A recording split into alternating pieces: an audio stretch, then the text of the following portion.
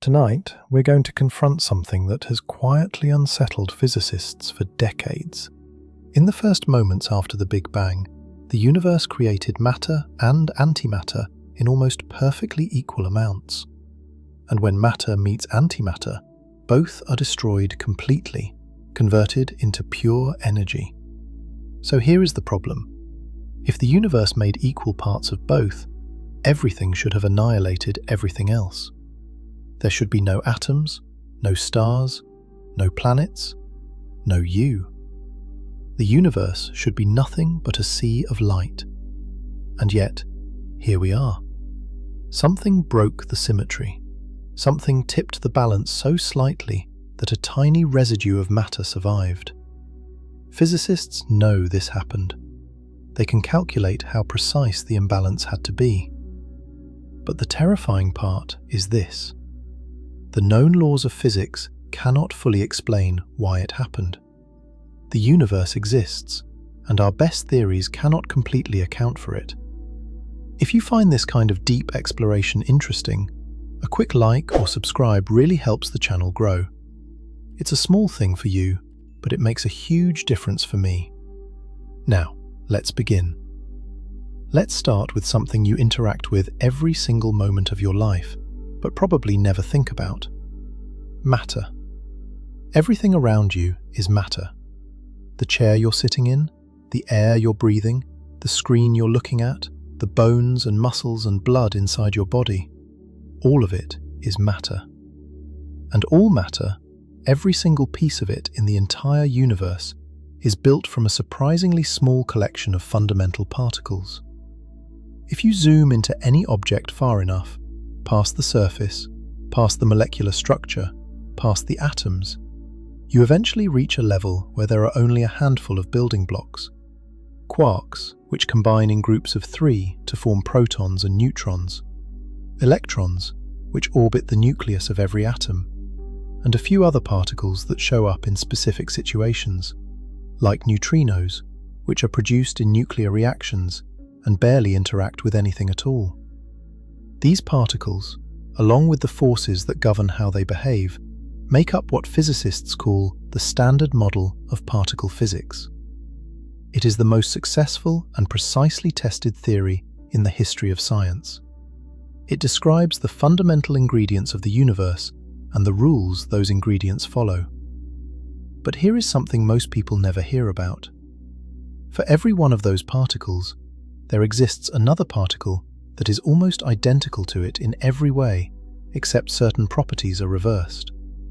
Same mass, same spin, same response to gravity, but opposite electric charge and opposite values for other quantum numbers. These mirror particles are called antiparticles, and together they form what we call antimatter. This is not science fiction. This is not speculation or fantasy. Antimatter is one of the most well-confirmed predictions in all of physics. It has been produced, measured, trapped, and studied in laboratories around the world for nearly a century. Antimatter follows the same laws of physics as ordinary matter. It responds to the same forces. It forms the same kinds of structures. An antiproton behaves under the strong nuclear force the same way a proton does. A positron, which is the antiparticle of the electron, orbits an antiproton the same way an electron orbits a proton. You could, in principle, build an entire anti-atom, an anti-molecule, even an anti-person. And that anti-person would look and function identically to a normal person. They would see the same light, feel the same gravity, experience the same chemistry. Nothing about the laws of physics would distinguish their world from ours. And this is precisely what makes antimatter so deeply troubling to physicists. Because if antimatter is so perfectly symmetric with matter, if the laws of physics treat both almost identically, then the universe has a problem. A very serious one.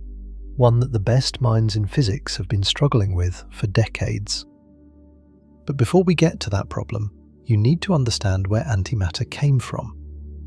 Not where it came from in the universe, but where it came from in physics. Because antimatter was not discovered by accident. It was predicted, mathematically, before anyone ever saw it in the real world.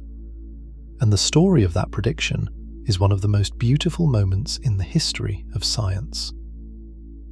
In the late 1920s, a young British physicist named Paul Dirac was trying to solve a problem that had been nagging at theoretical physics for years.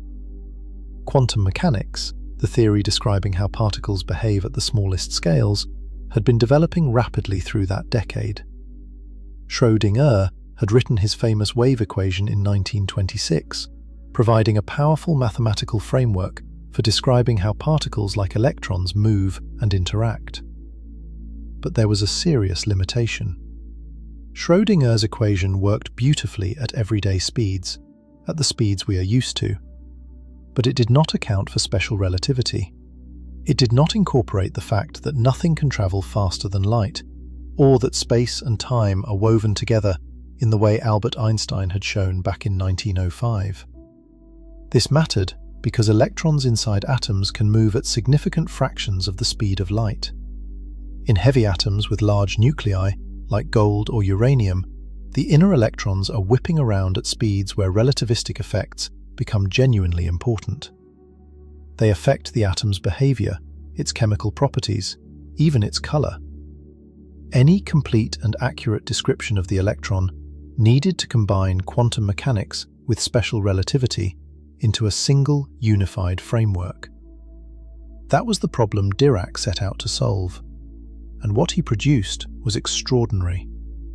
In 1928, Dirac published one of the most remarkable equations in all of physics, the Dirac equation.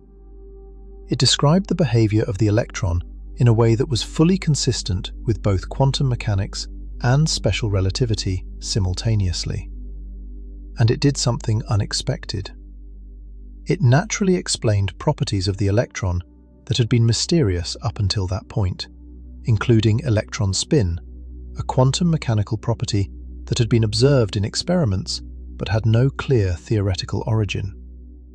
Nobody knew why electrons behaved as though they were spinning on an axis. The Dirac equation predicted electron spin automatically. It fell out of the mathematics without being put in by hand. The equation was telling physicists something deep about the nature of the electron that they hadn't understood before. But the equation also did something else, something that nobody had anticipated and nobody was prepared for. When Dirac solved his equation completely, when he explored all the mathematical solutions it allowed, he found that it had two sets of solutions, not one. The first set described ordinary electrons with negative electric charge and positive energy. These were the electrons physicists already knew about. The familiar particles that orbit atomic nuclei, the particles responsible for chemical bonds and electricity, and the behavior of all the elements on the periodic table. No surprises there. But the second set of solutions described something deeply strange. Particles with the same mass as the electron, the same spin, responding to the same forces in the same way, but with a positive electric charge instead of negative. And these solutions had negative energy, which made no physical sense at first glance. Negative energy particles seemed like a mathematical artifact, something that appeared in the equations but had no physical meaning, a nuisance to be explained away. Dirac initially struggled with these extra solutions. He tried several approaches to deal with them. He proposed that perhaps all the negative energy states were already filled, like seats in a theatre, and that a hole in this sea of filled states would behave like a particle with positive charge. This idea, known as the Dirac sea, was creative and mathematically interesting.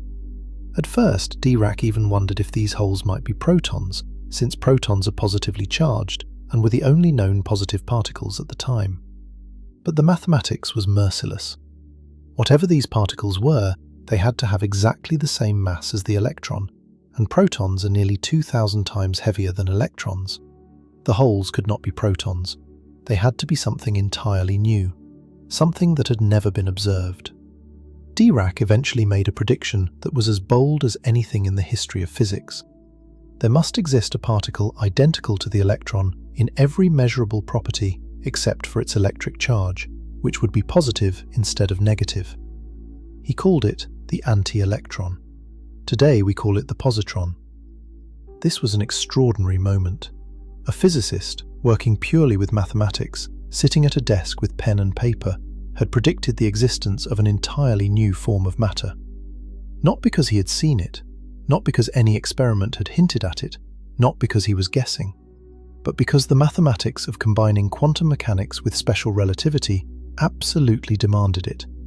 The universe, according to the equations, required antimatter to exist. The equations would not work without it. The prediction was confirmed just 4 years later, in one of the most elegant experimental discoveries of the 20th century. In 1932, an American physicist named Carl Anderson was studying cosmic rays, the high-energy particles that constantly rain down on Earth from space. Cosmic rays are produced by violent events throughout the universe: supernova explosions, energetic processes near black holes, and other extreme astrophysical phenomena. When these high-energy particles strike the atoms in Earth's upper atmosphere, they create cascading showers of secondary particles that stream down to the surface.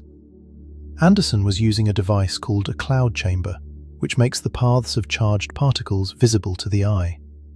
When a charged particle moves through the chamber, it ionizes molecules of gas along its path, leaving a trail of tiny droplets, like a miniature contrail in the sky. By placing the cloud chamber inside a strong magnetic field, Anderson could determine the electric charge of each particle that passed through. The key was simple physics. Positively charged particles curve one way in a magnetic field. Negatively charged particles curve the other way, and the amount of curvature tells you the particle's momentum and mass. In his cloud chamber photographs, Anderson found something that should not have been there: a particle that curved the wrong way. It had the same mass as an electron. He could tell from the precise amount the path curved, but it was bending in the direction that only a positively charged particle would bend. It was not a proton. A proton would have been nearly 2,000 times heavier and would have left a very different, much straighter track because of its far greater momentum. This particle was something else entirely. Something lighter. Something with the mass of an electron, but a positive charge. It was the positron. Dirac's anti-electron, predicted mathematically 4 years earlier, now discovered in the physical world. Anderson received the Nobel Prize in Physics in 1936 for this discovery. Dirac had already received his in 1933, shared with Schrödinger, for the theoretical advances that predicted antimatter's existence. The discovery of the positron was not merely the confirmation of a clever theoretical prediction. It was the first hard evidence that antimatter is real, that the universe genuinely contains mirror versions of ordinary particles. And it raised an immediate question that would take decades to fully appreciate in its severity. If antimatter exists, and if the laws of physics treat it almost identically to matter, then where is it all? Because when physicists looked out at the universe with their telescopes and instruments, they saw matter everywhere, and antimatter almost nowhere. That vast asymmetry, that cosmic imbalance, would eventually become one of the deepest unsolved problems in all of physics. But to understand why the problem is so deep, you first need to understand what an antiparticle actually is in more precise physical terms. Every fundamental particle in the Standard Model has a corresponding antiparticle. The electron's antiparticle is the positron. The proton's antiparticle is the antiproton, which has the same mass as the proton but a negative electric charge instead of positive. The neutron, despite being electrically neutral, has an antiparticle too, the antineutron. This might seem puzzling at first. If the neutron has no electric charge, what exactly is opposite about the antineutron? The answer is that electric charge is not the only quantum property that gets flipped. Neutrons are made of quarks, and quarks carry other quantum numbers besides electric charge, including something called baryon number. A neutron has a baryon number of +1. An antineutron has a baryon number of -1. The quarks inside the antineutron are antiquarks, mirror versions of the quarks inside the neutron, each with reversed quantum numbers. The distinction is real and measurable, even though the overall electric charge is 0 in both cases. This pattern holds across the entire Standard Model. Every quark has an antiquark. Every lepton, the family that includes electrons and neutrinos, has a corresponding antilepton. Even some force-carrying particles have antiparticles. The W+ boson and the W- boson are antiparticles of each other. The photon, the particle of light, is its own antiparticle. So is the Z boson. And gluons, the particles that mediate the strong nuclear force holding quarks together inside protons and neutrons, also have corresponding anti-gluons, though the details of how color charge works make their case more subtle than the others. The existence of antiparticles is not an optional feature of physics that you could take or leave. It is a mathematical necessity. When you write down the equations of quantum field theory, the framework that underpins all of modern particle physics, antiparticles appear automatically. They are required for the theory to be mathematically consistent. Without antiparticles, quantum field theory would produce nonsensical results. Probabilities that add up to more than one. Violations of causality, where effects precede their causes. Equations that collapse into contradictions. Here is one way to understand why antiparticles must exist. In quantum field theory, particles are not tiny little solid objects floating around in space like billiard balls. They are excitations of underlying quantum fields. The electron is not a thing sitting somewhere. It is a ripple in the electron field, a quantum field that permeates all of space. When that field gets excited in a particular way, we observe what we call an electron. When it gets excited in a different but deeply related way, we observe what we call a positron. The electron and the positron are two faces of the same underlying quantum field. They are as inseparable as the crest and trough of a wave. You cannot have a theory that includes electrons but not positrons, any more than you can have ocean waves that go up but never come down. The mathematics forbids it. This is why antimatter is not exotic or strange in the eyes of physics. It is fundamental. It is built into the very structure of quantum field theory itself. Every time you write down a quantum field, you automatically get both particles and antiparticles. They come as a package. The universe does not give you a choice in the matter. If a particle exists, its antiparticle must also exist. The mathematics demands it absolutely. And this is crucial to understand, because it means antimatter is not rare or unusual in principle. There is no law of physics that says the universe should prefer matter over antimatter. The equations of the Standard Model treat them with almost perfect symmetry. If you were to replace every particle in the universe with its corresponding antiparticle, the fundamental laws of physics would look almost exactly the same. Almost. That word almost will become very important later in our story. But for now, the key point is this. Antimatter is not science fiction. It is as natural and fundamental as matter itself. The physics permits no other conclusion. Now let's talk about what happens when matter meets antimatter, because this is the part that captures everyone's imagination, and the process is genuinely remarkable. When a particle encounters its corresponding antiparticle, they annihilate each other. The word sounds dramatic, and the reality is dramatic. Both particles disappear completely. Their entire mass is converted into energy. Not partially, not mostly, entirely. Every last fraction of their mass becomes energy, in accordance with Einstein's famous equation E equals mc squared. Let's unpack what this actually means in physical terms. E equals mc squared tells us that mass and energy are two manifestations of the same underlying quantity. Mass can be converted into energy, and energy can be converted into mass.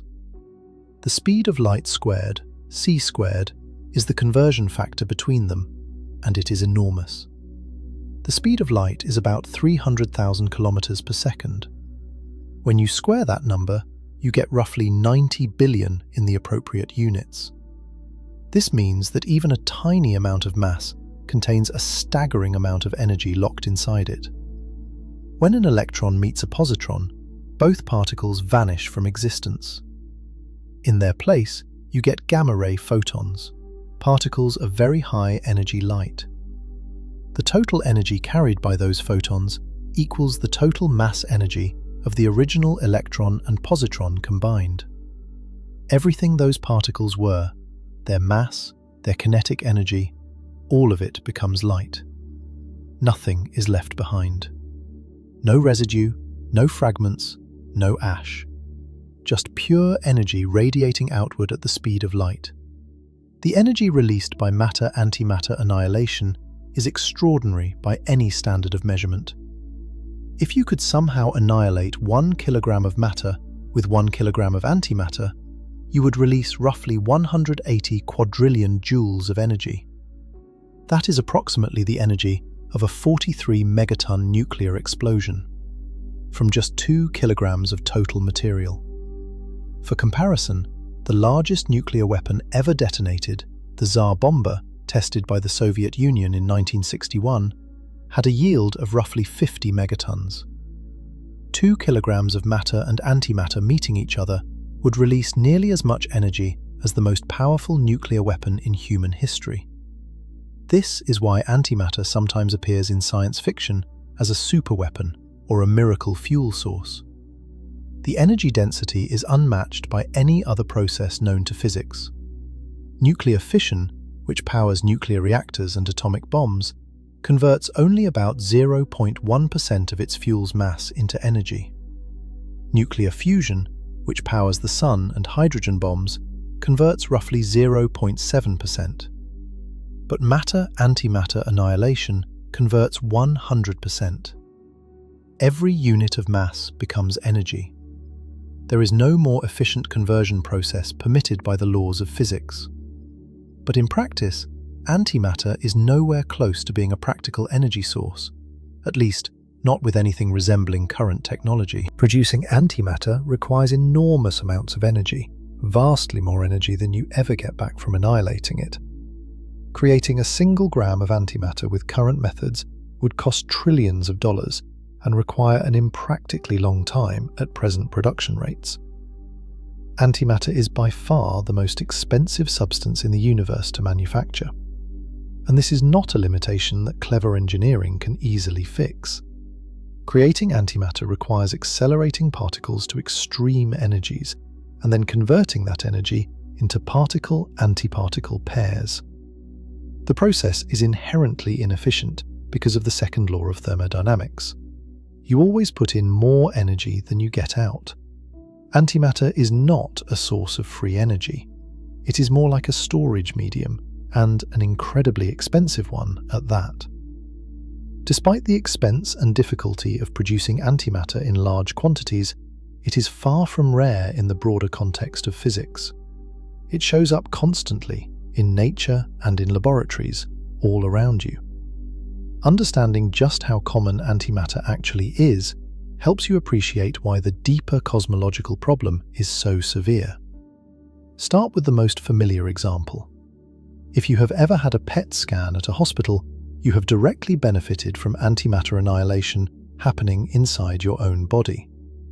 PET stands for positron emission tomography. The patient is injected with a radioactive tracer, typically a form of glucose tagged with a radioactive isotope like fluorine-18. As this isotope undergoes radioactive decay, it emits positrons.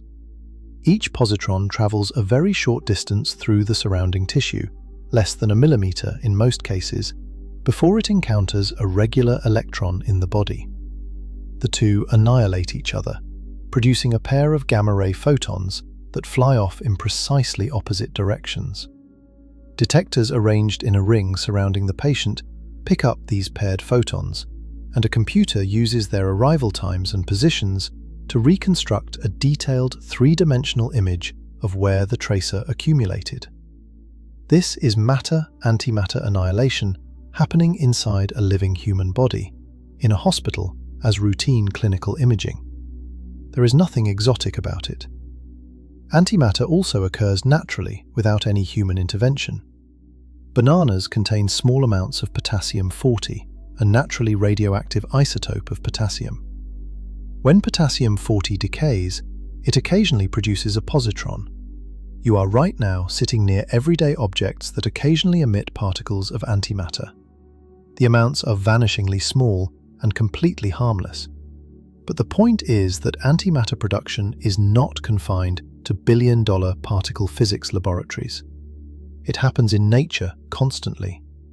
Cosmic rays produce antimatter all the time when they slam into Earth's atmosphere.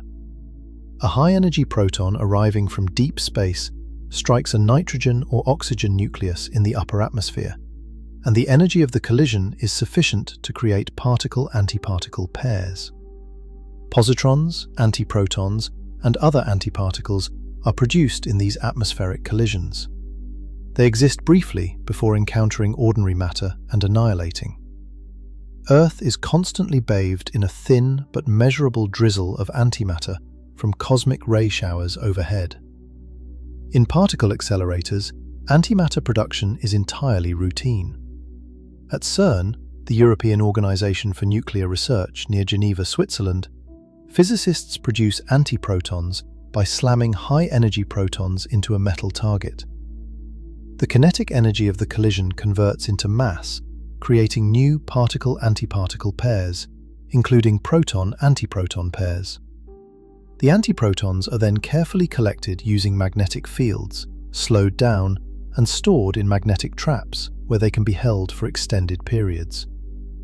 CERN has produced and studied millions of individual antiprotons over the decades. In 1995, physicists at CERN created the first confirmed atoms of antihydrogen. An antihydrogen atom consists of one antiproton orbited by one positron, the exact mirror of an ordinary hydrogen atom. Since then, the technology has improved dramatically. The ALPHA experiment at CERN can now trap individual antihydrogen atoms and hold them in magnetic confinement long enough to perform precision measurements of their properties. What have these measurements revealed? That antihydrogen behaves exactly as you would expect if the laws of physics treat matter and antimatter symmetrically. Every property physicists have managed to measure in antihydrogen matches the corresponding property in ordinary hydrogen. Not approximately, not within some rough margin of error. With extraordinary precision across multiple independent tests, antimatter appears to obey the exact same laws as matter. Separate experiments measuring the fundamental properties of the antiproton itself have reached the same conclusion. The symmetry between matter and antimatter is not a theoretical assumption. It is an experimentally verified fact, confirmed to levels of precision that would have been unimaginable a few decades ago. Every single test physicists have performed points in the same direction. Antimatter obeys the same fundamental laws as ordinary matter. And here is the crucial twist. This is not reassuring. It is the opposite of reassuring. Because every measurement that confirms the symmetry between matter and antimatter makes the cosmological problem worse, not better. If matter and antimatter truly obey the same laws, if there is no measurable difference whatsoever in their fundamental behavior, then the early universe should have produced them in exactly equal quantities, and they should have annihilated each other completely, leaving behind nothing except cooling radiation, a universe of light and emptiness. The fact that the universe is made almost entirely of matter, the fact that you exist, that atoms exist, that stars and planets and living things exist, that anything other than a featureless bath of photons exists, means that something is wrong with this picture. Or rather, something is missing from our understanding. Some mechanism tipped the scales. Some process, operating in the extreme conditions of the early universe, produced a tiny surplus of matter over antimatter. And the known laws of physics, as embodied in the Standard Model, cannot fully account for it. To see just how deep the problem goes, consider one of the most profound symmetry theorems in all of physics. It is called the CPT theorem. C stands for charge conjugation, the mathematical operation of replacing every particle with its antiparticle. P stands for parity, the operation of flipping all spatial coordinates, like looking in a perfect mirror. T stands for time reversal, the operation of running every process backward in time. The CPT theorem states that any quantum field theory that is consistent with special relativity and follows certain basic mathematical axioms must be invariant under the combined operation of C, P, and T applied together. In plain language, this means that if you took the entire universe, replaced every particle with its antiparticle, reflected everything in a mirror, and ran time backward, the laws of physics would be exactly the same. Not approximately the same, exactly the same. And this is not an experimental observation that might be overturned by tomorrow's measurement. It is a mathematical consequence of the fundamental structure of quantum field theory itself. If special relativity is correct, and if the mathematical foundations of quantum field theory are sound, then CPT symmetry must hold. Breaking it would require dismantling much of the framework that successfully describes all known particle interactions. This is the deep reason why antimatter terrifies particle physics. CPT symmetry means the laws of physics treat matter and antimatter with extraordinary mathematical even-handedness. Now, you can violate C symmetry alone. Nature does that. You can violate P symmetry alone. Nature does that too. You can even violate C and P together, which is called CP violation. And we know from direct experiments that this happens in certain rare particle decays. But the combined CPT symmetry holds firm in every experiment ever conducted. And this places an enormous and unforgiving constraint on any theory that tries to explain why matter won the cosmic battle over antimatter. Here is the central tension of our entire story, and it is devastating in its simplicity. The universe began in a state of extraordinary heat and energy. At those temperatures, matter and antimatter were produced together, in pairs, from pure energy. And when those pairs met, they annihilated each other back into energy. If the universe produced equal amounts of both, which is what the laws of physics seem to demand, then everything should have been destroyed. Every particle of matter should have found a corresponding particle of antimatter. Every pair should have annihilated. And the universe should have been left with nothing. No atoms, no stars, no planets, no chemistry, no biology, no light, except the fading glow of annihilation. A cosmos emptied of everything substantial. That is what the physics predicts. And yet, here you are, made of matter, sitting on a planet made of matter, under a sky full of stars made of matter. Something went wrong with the prediction. Or rather, something is missing from it. Some process, operating under conditions more extreme than anything we have ever replicated on Earth, broke the symmetry between matter and antimatter by an almost immeasurably small amount. And from that tiny residue of surviving matter, everything in the physical universe was built. The mechanism behind this imbalance is one of the most important unsolved problems in all of science. The Standard Model, for all its extraordinary precision and predictive power, cannot adequately explain it. To understand why, we need to look at what actually happened in the first fractions of a second after the Big Bang. Not approximately, not metaphorically. In precise, physical, quantitative terms. Because when you do the calculation carefully, the numbers reveal something astonishing. The universe came within a razor's edge of containing nothing at all. And the margin by which it survived is so small that it borders on the incomprehensible. Understanding that margin, and why the standard model cannot account for it, requires us to examine the early universe in much finer detail. And that is exactly what we are going to do next. To truly appreciate the depth of the antimatter problem, you need to understand what the early universe actually looked like. Not metaphorically, not vaguely, but in precise physical terms. Because the conditions in the first fractions of a second after the Big Bang were so extreme, so radically different from anything in your everyday experience, that the rules governing what can and cannot happen were entirely different from the ones you are used to. And it is within those extraordinary conditions that the mystery of the missing antimatter takes shape. This is not an abstract philosophical puzzle. It is a quantitative, measurable discrepancy between what the laws of physics predict should have happened and what actually did happen. And the numbers involved are staggering. Let's go back to the very beginning. The Big Bang was not an explosion in space. This is a common misconception. It was not a bomb going off in some pre-existing void. The Big Bang was the rapid expansion of space itself. Space, time, energy, and matter all came into being together. There was no outside. There was no before, at least not in any way that our current physics can describe. Everything that exists, everything that has ever existed, was once compressed into an inconceivably small, inconceivably hot, inconceivably dense state. In the first tiny fractions of a second, the universe was filled with a plasma of extraordinary temperature. We are not talking about the kind of heat you experience from a flame, or even the surface of a star. The temperatures in the first microseconds after the Big Bang were in the trillions of degrees. At these temperatures, individual protons and neutrons could not even hold themselves together.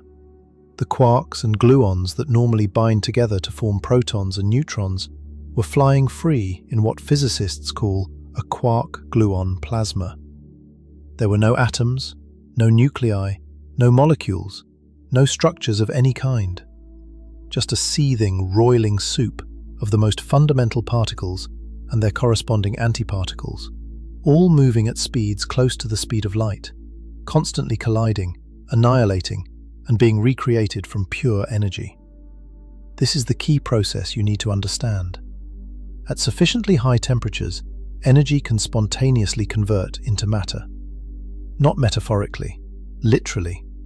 When two photons collide with enough combined energy, they can produce a particle-antiparticle pair. The photons vanish, and in their place appear, say, an electron and a positron, or a quark and an antiquark. This process also works in reverse. When a particle meets its antiparticle, both are destroyed and their mass is converted back into energy, into photons. At the extreme temperatures of the early universe, both directions of this process were happening continuously and at equal rates. Photons were creating particle-antiparticle pairs. Those pairs were meeting each other and annihilating back into photons. Creation and destruction, destruction and creation, billions upon billions of times per second in every tiny region of space. This state is called thermal equilibrium. Think of it like a bathtub where the faucet is running and the drain is open at the same rate. Water comes in and water goes out, and the level stays constant. In the early universe, matter-antimatter pairs were being created from energy and annihilating back into energy at the same rate. The total amount of matter and antimatter remained roughly constant, even though individual particles were constantly being created and destroyed. Every particle had an extremely short existence before finding an antiparticle and vanishing. The universe was a furnace of balanced creation and destruction. But this equilibrium could not last forever. The universe was expanding, and as it expanded, it cooled. This is a fundamental relationship. When space expands, the energy density drops. Photons get stretched to longer wavelengths, which means lower energies. The temperature falls, and as the temperature falls, the energy available in individual collisions drops as well. Here is where things become critical.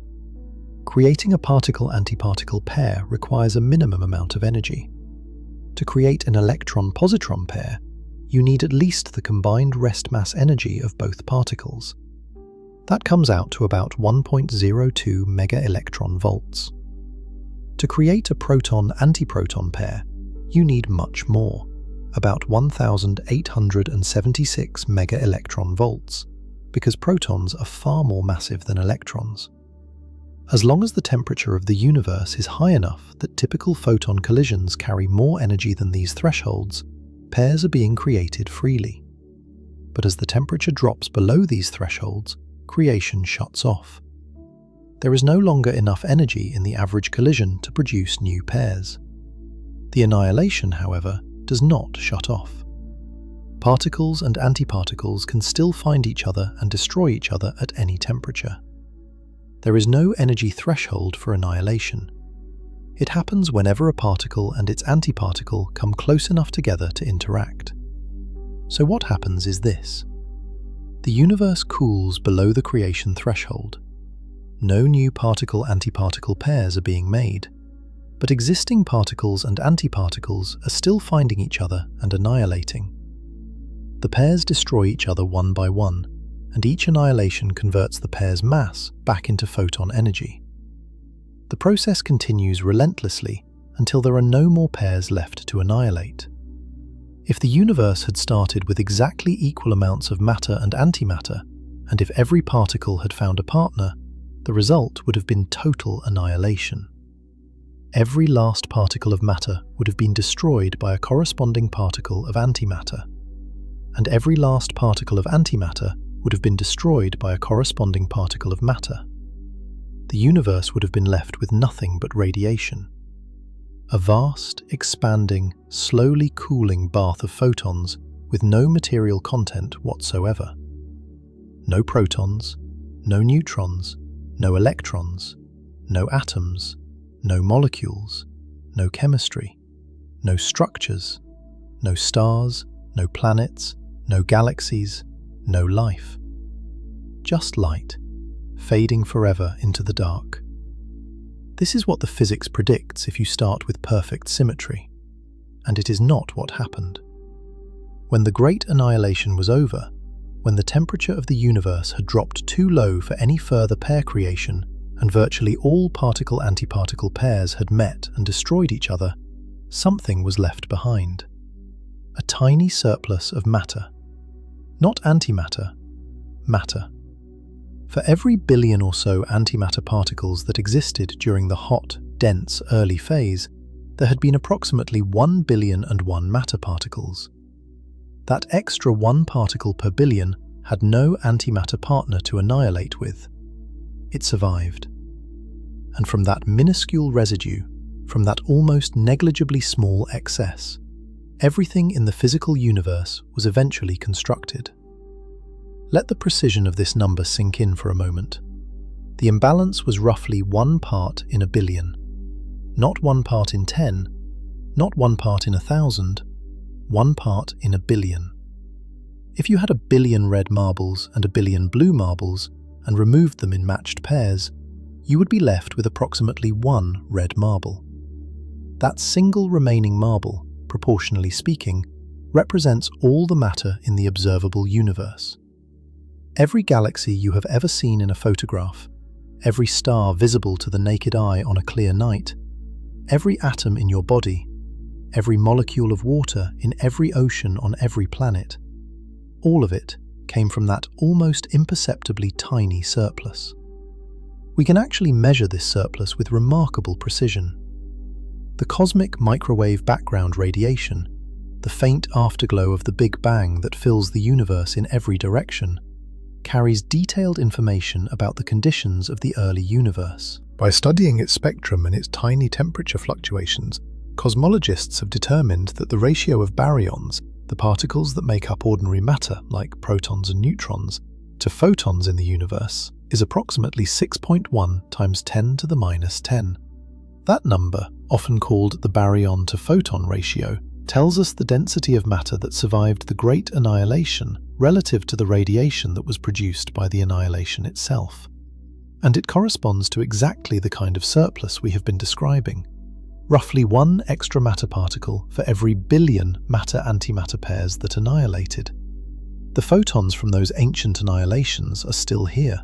They have been stretched and cooled by the expansion of the universe over 13.8 billion years, from the incredibly hot gamma rays they were when first produced, to the faint microwave radiation we detect today with radio telescopes and space-based instruments. The cosmic microwave background is literally the leftover light from the annihilation of nearly all the matter and antimatter in the early universe. When you tune a radio to static, a tiny fraction of that static is this ancient light. You are hearing the residual energy from the destruction of almost everything. The numbers are humbling. For every matter particle that exists in the universe today, roughly 1 billion matter-antimatter pairs were created and mutually destroyed. The visible universe, everything you can see with the most powerful telescopes, all of it is the leftovers, the scraps, the residue that remained after an almost perfectly complete mutual annihilation event. If the universe were a bonfire, the matter we see today would not be the fire. It would be the ash. Not even the ash. It would be a single flake of ash left behind from a bonfire that consumed almost everything. This raises the question that sits at the very heart of modern physics. Why was there a surplus at all? Why was the count not perfectly equal? Why was there one extra matter particle per billion pairs rather than zero? Some process, some physical mechanism operating in the first fractions of a second after the Big Bang must have generated this imbalance. Something caused the universe to produce very slightly more matter than antimatter, and whatever that something was, it determined the fate of reality itself. Without it, you would not be here. Nothing would be here. The entire material cosmos is the consequence of that mechanism, whatever it turns out to be. Physicists have a name for this problem. They call it baryogenesis. The term literally means the origin of baryons, where baryons are the class of particles that includes protons and neutrons, the building blocks of atomic nuclei. Baryogenesis asks a seemingly simple question. What physical process generated the observed excess of baryons over antibaryons in the early universe? But despite decades of effort by some of the most brilliant physicists in the world, the question has not been fully answered. We have a framework for thinking about it. We have constraints. We have candidate mechanisms. But we do not have a confirmed, experimentally verified answer. The framework we do have was laid out in 1967 by the Soviet physicist Andrei Sakharov. Sakharov was a remarkable figure. He was one of the principal architects of the Soviet hydrogen bomb, a physicist of extraordinary talent and power. But he later became a political dissident, an outspoken advocate for human rights and nuclear disarmament, and eventually won the Nobel Peace Prize in 1975. His contributions to physics were wide-ranging, but the work that matters most for our story is a short paper he published in 1967, in which he identified 3 conditions that any physical process must satisfy in order to generate a matter-antimatter asymmetry from an initially symmetric state. These are now known as the Sakharov conditions, and they are the foundation of every serious attempt to explain baryogenesis. They are not a solution to the problem. They are a set of requirements that any solution must meet. Think of them as the rules of the game. Any theory that claims to explain where the surplus matter came from must satisfy all 3 conditions. If it fails even one, it cannot produce the observed asymmetry. The 3 conditions are baryon number violation, C and CP violation, and departure from thermal equilibrium. Each one deserves careful explanation, because each one tells you something deep about what the universe must have done in order to exist. The first Sakharov condition is baryon number violation. Baryon number is a bookkeeping tool in particle physics. Every proton has a baryon number of +1. Every neutron has a baryon number of +1. Every antiproton has a baryon number of -1. Every antineutron has a baryon number of -1. In all known interactions at ordinary energies, baryon number is conserved. If you start with a certain total baryon number, you end with the same total baryon number. You can create new baryons, but only in baryon-antibaryon pairs, so the net baryon number does not change. You can destroy baryons, but again, only in baryon-antibaryon pairs, so the net baryon number stays the same. This is why baryogenesis is so hard to explain.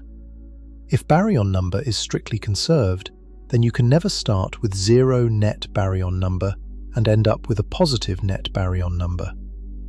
You can create and destroy baryons all you want, but the total count never changes. It is like a bank account where every deposit is matched by an equal withdrawal. The balance stays at 0, no matter how many transactions you make. For the universe to go from 0 net baryon number, which is what perfect matter-antimatter symmetry means, to a positive net baryon number, which is what we observe today, there must be some process that violates baryon number conservation. There must be some interaction, some mechanism that can create baryons without creating an equal number of antibaryons. Or equivalently, some mechanism that destroys antibaryons without destroying an equal number of baryons. The net baryon number must be able to change.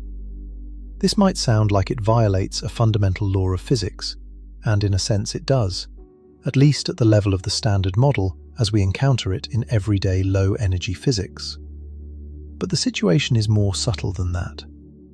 The standard model actually does allow baryon number violation, but only through very rare and exotic processes that become significant only at extremely high energies.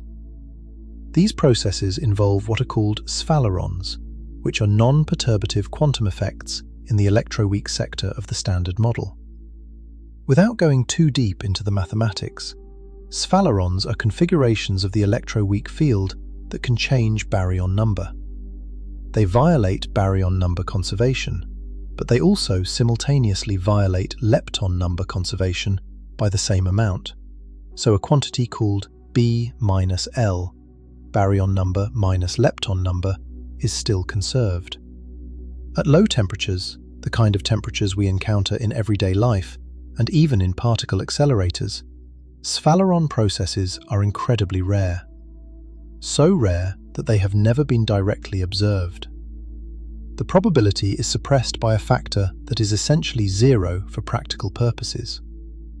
But at very high temperatures, specifically above the electroweak phase transition temperature, which is roughly 160 giga-electron volts, corresponding to temperatures of about 2 times 10 to the 15 degrees Kelvin, sphalerons become unsuppressed. They happen frequently. In the early universe, when temperatures were above this threshold, sphaleron processes were actively changing baryon and lepton numbers. The first Sakharov condition can, in principle, be satisfied. The second Sakharov condition is the violation of two discrete symmetries known as C and CP. C symmetry, or charge conjugation symmetry, is the symmetry between particles and antiparticles. If a process obeys C symmetry, then it looks exactly the same if you replace every particle with its antiparticle. CP symmetry combines charge conjugation with parity, which is the mirror reflection of spatial coordinates. If a process obeys CP symmetry, then it looks exactly the same if you simultaneously replace every particle with its antiparticle and reflect everything in a mirror. Why are these symmetries relevant to baryogenesis? Think about it this way. If the laws of physics treated matter and antimatter with perfect symmetry, meaning if C and CP symmetry were exact, then any process that produced an excess of matter would be exactly balanced by the corresponding process producing an excess of antimatter. The two would cancel precisely. You would never get a net surplus of either. It would be like trying to bias a perfectly fair coin. If the coin is truly fair, no amount of flipping will produce a systematic bias toward heads. you need the coin to be unfair. You need the symmetry to be broken. Similarly, to produce more matter than antimatter, the laws of physics must treat matter and antimatter slightly differently. There must be some asymmetry in how they interact. Some process must favor matter over antimatter by a tiny amount. This requires C violation, meaning particles and antiparticles must not behave identically. And it requires CP violation, meaning even when you combine charge conjugation with a mirror reflection, the behavior must still differ.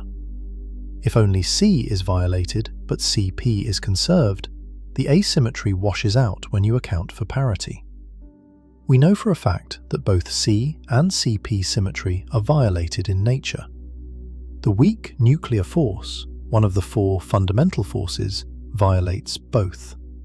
C violation was established experimentally in the 1950s through studies of neutrinos. The weak force interacts only with left-handed neutrinos and right-handed antineutrinos. It completely ignores right-handed neutrinos and left-handed antineutrinos. This is a blatant violation of C symmetry. Replacing every particle with its antiparticle changes the picture completely. The weak force distinguishes between matter and antimatter in a way the other forces do not. CP violation was discovered experimentally in 1964, when physicists studying the decays of neutral kaons at Brookhaven National Laboratory found that matter and antimatter decay at very slightly different rates. The discovery earned James Cronin and Val Fitch the Nobel Prize in Physics in 1980, because it demonstrated something truly profound.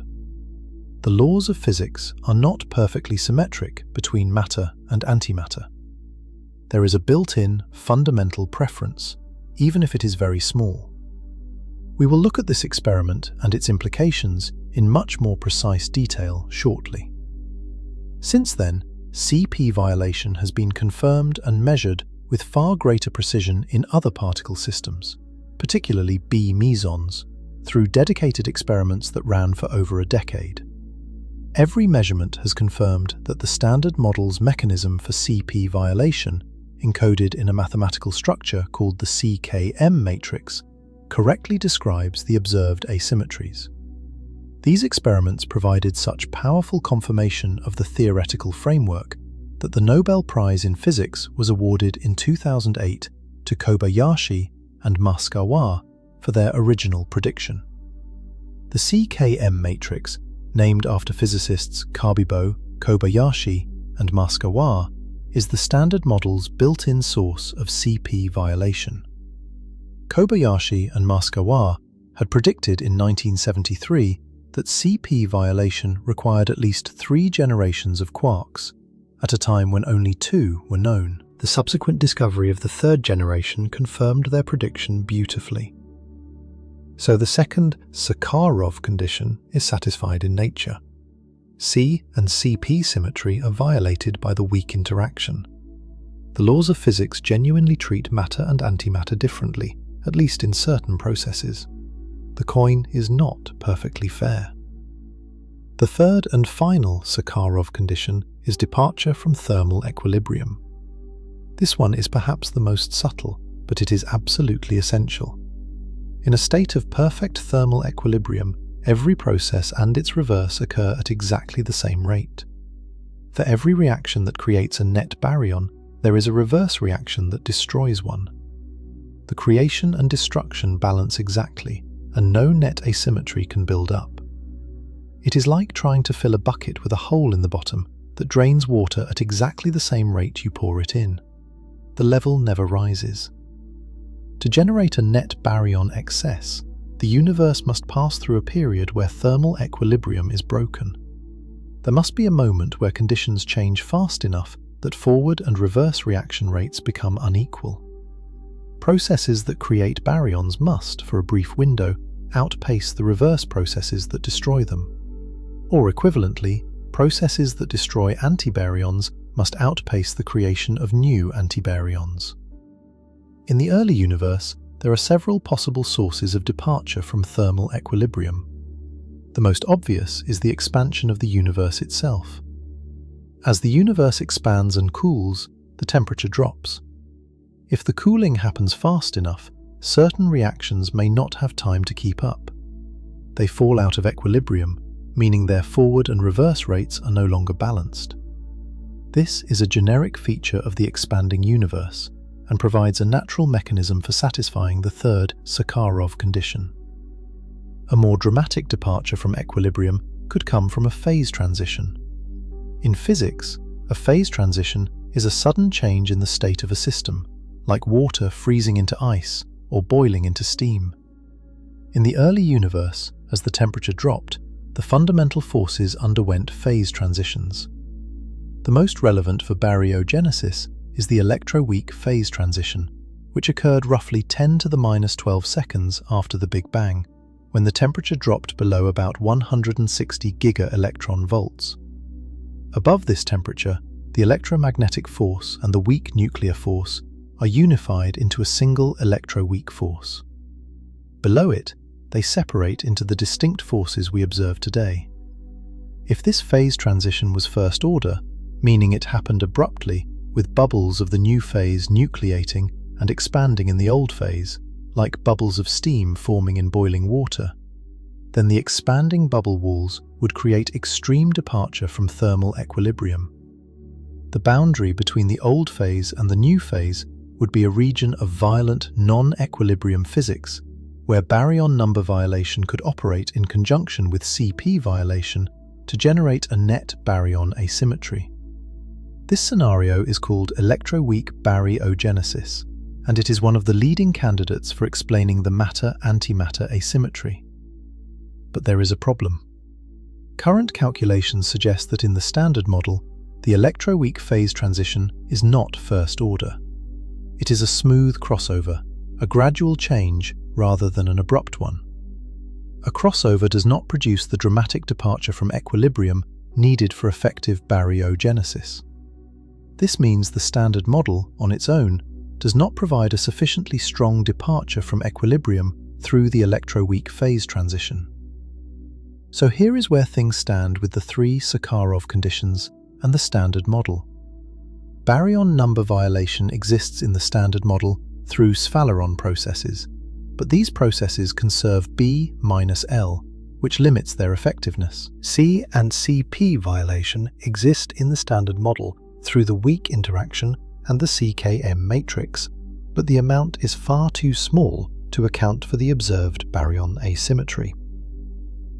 Departure from thermal equilibrium can occur through the expansion of the universe, but the electroweak phase transition in the Standard Model appears to be too smooth to provide enough disequilibrium for effective baryogenesis.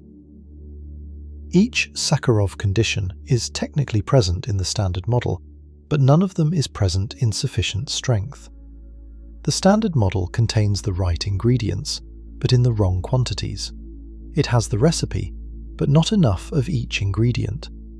The resulting baryon asymmetry that the Standard Model can produce is many orders of magnitude too small to match what we observe. The observed asymmetry is roughly 1 part in a billion. The Standard Model produces something on the order of 1 part in a billion or less, depending on the specific calculations. The shortfall is enormous. This is not a small discrepancy that might be explained by measurement uncertainties or calculation improvements. It is a gap of many orders of magnitude.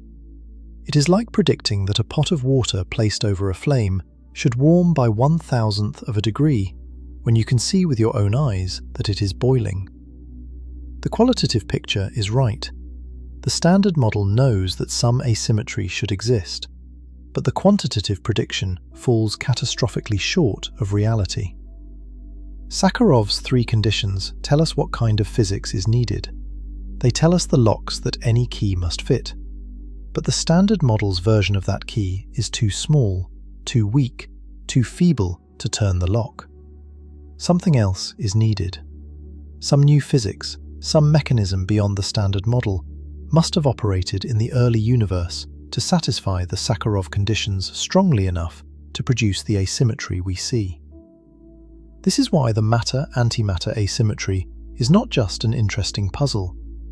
It is direct evidence that the standard model is incomplete. Not wrong, it works spectacularly well at predicting virtually everything else, but incomplete. There must be new particles, new forces, new interactions, something that we have not yet discovered, that operated in the extreme conditions of the very early universe and tipped the scales in favor of matter. And whatever that something is, it is the reason the universe contains anything at all rather than nothing. The stakes could not be higher. This is not a dispute about decimal places or competing models that give slightly different answers. This is a question about whether the laws of physics can account for the existence of physical reality. The universe is made of matter. Our best theory says it should not be. Something is missing from our understanding, and that something is not a small correction or a minor adjustment. It is a fundamental piece of the story that we have not yet found. Andrei Sakharov wrote his paper in 1967, nearly 6 decades ago. In those 6 decades, physicists have explored dozens of candidate theories, built increasingly powerful particle accelerators, sent satellites into space to measure the cosmic microwave background with exquisite precision, and constructed experiments of extraordinary sensitivity to search for the missing mechanism. They have confirmed that CP violation exists. They have measured the baryon-to-photon ratio. They have constrained the properties of the electroweak phase transition, and they have ruled out many specific proposals for how baryogenesis might work. But the answer remains elusive. The mechanism that produced the matter-antimatter asymmetry has not been identified with certainty. We know the conditions any solution must meet, thanks to Sakharov. We know the standard model alone cannot do the job. We know there is new physics out there, somewhere, waiting to be discovered.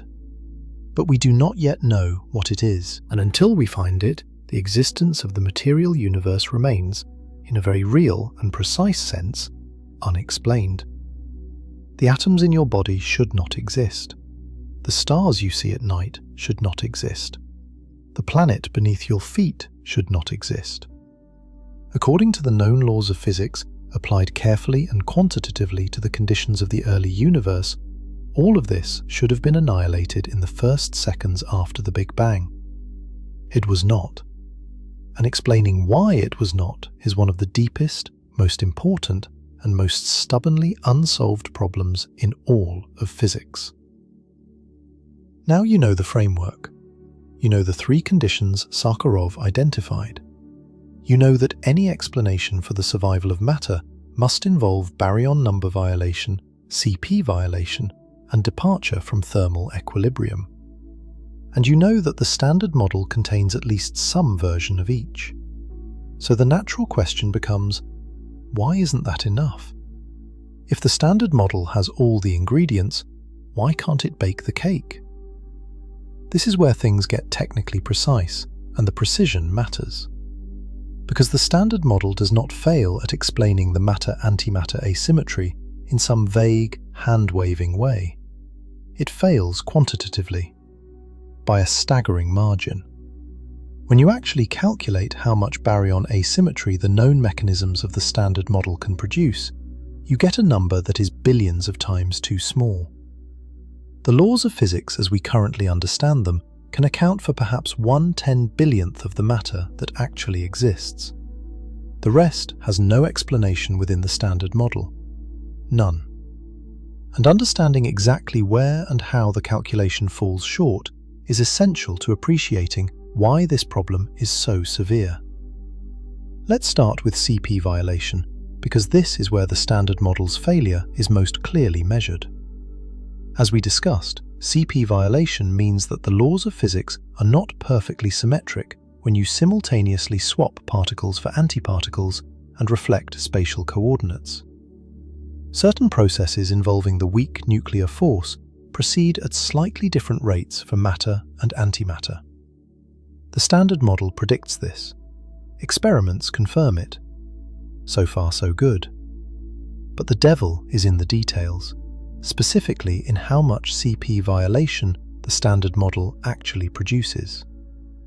The source of CP violation in the standard model is a single mathematical structure, the CKM matrix, named after Nicola Kabibo, Makoto Kobayashi, and Toshihide Masukawa. This matrix describes how the three generations of quarks mix with each other during interactions mediated by the weak force. When a quark changes flavor, say when an up quark transforms into a down quark by emitting a W+ boson, the probability of each possible transition is determined by the elements of the CKM matrix. The matrix is a 3x3 grid of complex numbers, and the specific pattern of those numbers dictates how quarks transform into one another. Here is the critical point. A matrix of complex numbers can contain phases, angles in the complex plane, that have no counterpart in a matrix of real numbers. Kobayashi and Masukawa showed in 1973 that if there are at least 3 generations of quarks, the CKM matrix contains exactly one irreducible complex phase that cannot be removed by redefining the quark fields. This single phase is the sole source of CP violation in the quark sector of the standard model. One phase, one single number. That is all the standard model has to work with when it comes to breaking the symmetry between matter and antimatter in quark interactions. And while this phase is not zero, meaning CP violation is real and present, its overall effect on physical processes is extremely small. The reason is that the magnitude of observable CP violation depends not only on the phase itself, but on the differences between the quark masses and the mixing angles between quark generations. All of these factors combine into a single measure of CP violating strength, called the Jarlskog invariant, named after the Swedish physicist Cecilia Jarlskog, who identified it in 1985. The Jarlskog invariant is a number that captures the total amount of CP violation the CKM matrix can produce. Its measured value is approximately 3 times 10 to the minus 5, that is 0.00003. It is a small number by any standard. It tells you that CP violation in the quark sector is a subtle effect, a tiny asymmetry buried in otherwise symmetric processes. In most particle interactions, matter and antimatter behave identically. Only in specific rare decay channels involving the weak force does the asymmetry become visible at all, and even then, the effects are measured in fractions of a percent. Let's look at the experimental evidence in more detail, because the precision of these measurements underscores just how well the standard model works in describing what it can describe, and how clearly the cosmological shortfall stands out. The first observation of CP violation came in 1964 at Brookhaven National Laboratory in New York. 4 physicists, James Christensen, James Cronin, Val Fitch, and René Turley, were studying the decays of neutral kaons. Neutral kaons are mesons, particles made of a quark and an antiquark. Specifically, the neutral kaon consists of a down quark and a strange antiquark, or a strange quark and a down antiquark. These two configurations are the particle and antiparticle versions of the neutral kaon. Something fascinating happens with neutral kaons that does not happen with most other particles. Because the neutral kaon and its antiparticle have the same electric charge, which is 0, and the same mass, quantum mechanics allows them to mix. They can oscillate between their particle and antiparticle states. This mixing produces 2 physical states with slightly different masses and dramatically different lifetimes. One, called K short, decays quickly, mainly into 2 pions. The other, called K long, lives much longer and decays mainly into 3 pions. If CP symmetry were exact, K long would never decay into 2 pions. The 2 pion state has a different CP quantum number than K long, and CP conservation would forbid the transition. But Cronin and Fitch observed that K long does occasionally decay into 2 pions, about 2 times out of every 1,000 decays. This was direct, unambiguous evidence that CP symmetry is violated in nature. The effect was tiny, a fraction of a percent, but it was real and it was repeatable. The laws of physics genuinely distinguish ever so slightly between matter and antimatter. Decades later, far more precise measurements of CP violation were made in the B meson system. B mesons are heavier cousins of kaons, containing a bottom quark paired with another quark. The B0 meson, for example, contains a down quark and a bottom antiquark. Like neutral kaons, neutral B mesons can oscillate between their particle and antiparticle states, and like neutral kaons, they exhibit CP violation in their decays. The bar-bar experiment at the Stanford Linear Accelerator Center in California and the Bell experiment at the Keck Laboratory in Japan were specifically designed to measure CP violation in B meson decays with extraordinary precision. These experiments ran through the 2000s, producing millions of B meson pairs and carefully tracking their decay products. They confirmed that CP violation in the B system is significantly larger than in the kaon system, exactly as the standard model predicted through the CKM matrix. The agreement between experiment and theory was remarkable. The standard model, using the CKM matrix with its single complex phase, predicted the pattern of CP violation across multiple decay channels in both the kaon and B meson systems, and the experiments confirmed those predictions with impressive precision. This was a spectacular triumph for the standard model. It showed that the theory correctly describes the mechanism of CP violation in quark interactions. But here is the devastating punchline. All of this CP violation, every bit of it, is nowhere near enough to explain the matter-antimatter asymmetry of the universe. The CKM phase produces CP violation that is too small by a factor of roughly 10 billion or more when you try to use it to generate the observed baryon asymmetry through any known baryogenesis mechanism. The reason is not just that the Yarl's-Cog invariant is small, it is that the overall effectiveness of CKM-CP violation for baryogenesis is suppressed by multiple additional factors.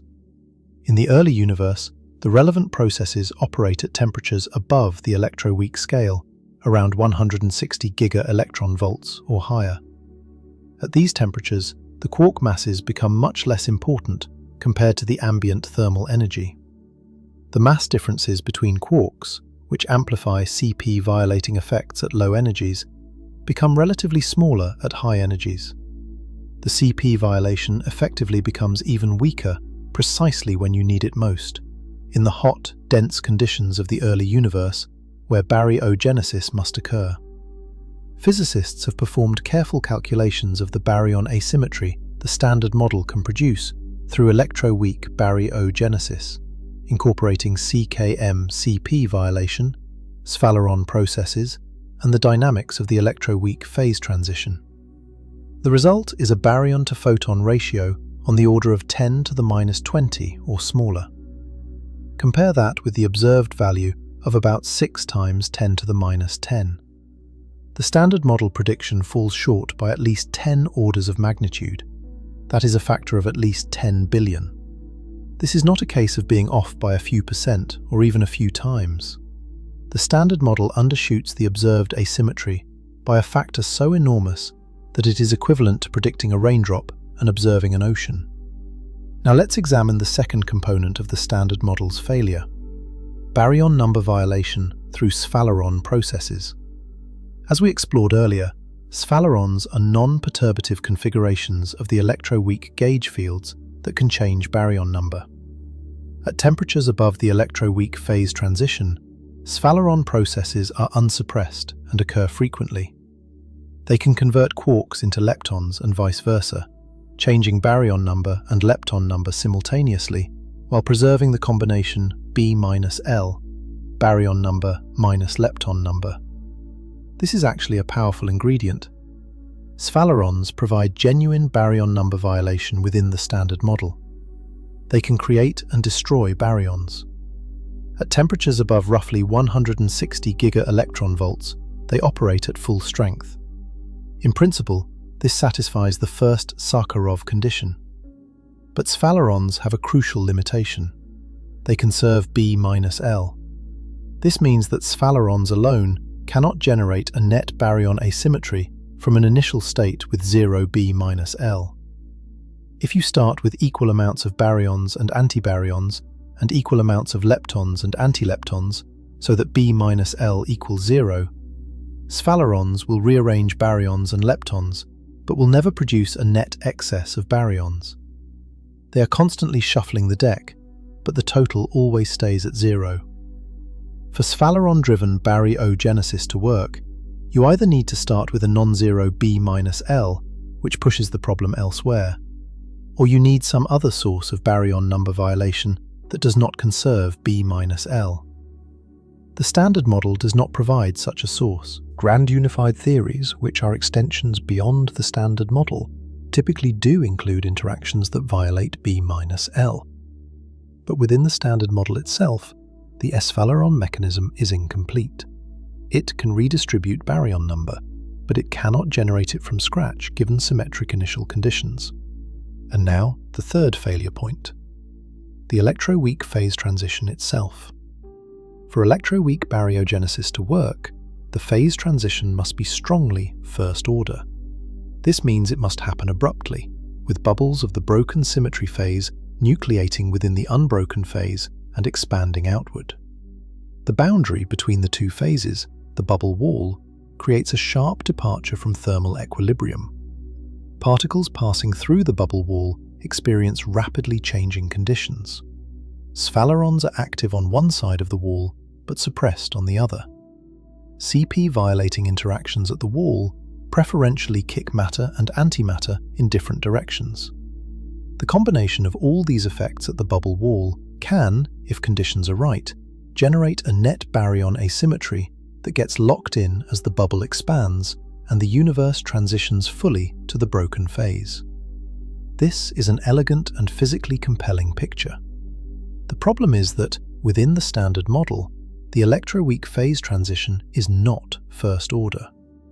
Detailed lattice simulations, which use powerful computers to calculate the thermodynamics of the standard model at high temperatures from first principles, have established that for the observed mass of the Higgs boson, roughly 125 giga-electron volts, the transition is a smooth crossover. There are no bubbles, there is no sharp boundary. The universe transitions smoothly from the symmetric phase to the broken phase, like butter softening gradually in a warm room, rather than ice cracking into water.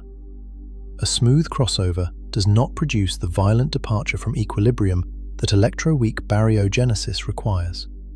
Without sharp bubble walls, there is no mechanism to create the spatial separation between baryon-generating and baryon-destroying processes. The sphalerons continue operating throughout the transition, and any small baryon asymmetry that forms is immediately washed out by the sphalerons themselves. The net baryon number stays at 0, or negligibly close to it. The Higgs boson mass is the critical factor here. If the Higgs were significantly lighter, perhaps below about 70 giga-electron volts, the electroweak phase transition in the standard model would be first order. But the Higgs mass is 125 giga-electron volts, far too heavy for a first-order transition within the standard model. When the Higgs boson was discovered at CERN in 2012, confirming its mass at this value, it effectively sealed the case against standard model electroweak baryogenesis. The universe seems to have conspired to make the standard model mechanism fail on every count. So, the picture is bleak from the standard model's perspective. All three Sakharov conditions are present in some form within the standard model. CP violation exists through the CKM matrix, but it is far too weak. Baryon number violation exists through sphalerons, but they conserve B-L, and therefore cannot generate baryon asymmetry from symmetric initial conditions. Departure from equilibrium should occur during the electroweak phase transition, but the transition is too smooth to be effective. The standard model has all three ingredients, but each one is present in a quantity so insufficient that the resulting baryon asymmetry is negligible compared to observation. There is another dimension to the Standard Model's CP violation problem that deserves attention, because it reveals just how strange and incomplete our understanding really is. It is called the strong CP problem, and it is one of the most puzzling features of the Standard Model itself. The strong nuclear force, described by the theory called quantum chromodynamics, or QCD, is the force that binds quarks together inside protons and neutrons. QCD has its own mathematical structure, and within that structure there is a parameter, usually denoted by the Greek letter theta. This parameter controls how much CP violation the strong force exhibits. In principle, theta can take any value between 0 and 2 pi. And for a generic value of theta, the strong force would violate CP symmetry, producing measurable effects. The most direct consequence of a non-zero theta would be a measurable electric dipole moment for the neutron.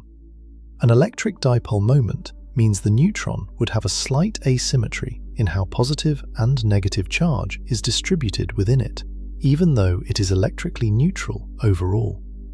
CP violation in the strong force would create this asymmetry. Physicists have searched for the neutron electric dipole moment with extraordinary sensitivity. The current experimental upper limit is about 1.8 times 10 to the minus 26 electron centimeters. This is an almost unimaginably tiny number, and it places an extremely tight constraint on theta. The value of theta must be smaller than about 10 to the minus 10, essentially 0. But why? Why should theta be so close to 0? The Standard Model provides no reason. Theta is a free parameter. It could be anything. There is no symmetry principle within the Standard Model that forces it to vanish. The fact that it happens to be essentially 0 seems like an extraordinary fine-tuning, as though someone had set a dial with billions of possible settings to one very specific value with no apparent reason. This is the strong CP problem. The strong force could violate CP symmetry. The mathematics allows it. A generic version of the Standard Model would include it. But nature has apparently chosen to set the relevant parameter to 0, or so close to 0 as to be undetectable, and nobody knows why. The most popular proposed solution is the Peccei-Quinn mechanism, which introduces a new symmetry that dynamically drives theta to 0. A consequence of this mechanism is the existence of a new particle called the axion, a very light, very weakly interacting particle that has never been detected but is actively being searched for in laboratories around the world. If axions exist, they could also constitute some or all of the dark matter that makes up about 27% of the universe's total energy content. But this remains speculative. The axion has not been found, and the strong CP problem remains officially unsolved. The strong CP problem deepens the antimatter puzzle in an important way. The Standard Model contains two potential sources of CP violation, one from the weak force through the CKM matrix, and one from the strong force through the theta parameter. The weak source is too small to explain baryogenesis. The strong source appears to be essentially 0 for reasons nobody understands. The universe seems to be telling us that CP violation, the ingredient that is absolutely essential for explaining why matter survived, is present in nature only at levels too small to do the job. Either there is another source of CP violation that we have not discovered yet, or the CP violation we know about manifests in ways we do not yet understand during the extreme conditions of the early universe. This situation is deeply unusual in physics. Normally, when a theory makes a prediction that fails to match observation, there are a few possibilities. The theory might be applied incorrectly, the measurements might be wrong, or the theory might be missing something. In the case of the matter-antimatter asymmetry, the theory, the Standard Model, has been applied with extraordinary care by hundreds of physicists over many decades. The calculations have been cross-checked, refined, and improved using lattice simulations and advanced mathematical techniques. The measurements of CP violation in particle decays are among the most precise in all of experimental physics, and the cosmological measurement of the baryon to photon ratio is firmly established from multiple independent observations. The conclusion is inescapable. The standard model is missing something. Not a small correction, not a minor tweak. Something fundamental. Some new source of CP violation. Some new mechanism for baryon number violation. Some new physics that operates in the early universe at energy scales above what we have directly probed. The standard model is the most successful scientific theory ever constructed in terms of the range and precision of its confirmed predictions. It describes the behavior of quarks, leptons, and gauge bosons with breathtaking accuracy. It predicted the existence of the Higgs boson decades before it was discovered. It predicted the masses and interactions of the W and Z bosons. It predicted the detailed pattern of CP violation in kaon and B meson decays. By almost every measure, it is a spectacular achievement of human intellect. And yet, it cannot explain why the universe is made of matter. It cannot account for the most basic fact about the physical world, that it contains physical objects at all. The atoms in every star, every planet, every living organism exist in defiance of what the standard model alone would predict. The standard model says those atoms should not be here. The matter and antimatter from the Big Bang should have annihilated completely, leaving nothing behind but light. This is what makes the antimatter problem different from most other open questions in physics. It is not a question about exotic phenomena at the edges of our knowledge. It is a question about the existence of ordinary reality. You do not need a telescope or a particle accelerator to observe the thing that needs explaining. You just need to look around. Everything you see is evidence of the mystery. Every object, every surface, every breath of air is made of matter that the standard model says should have been destroyed.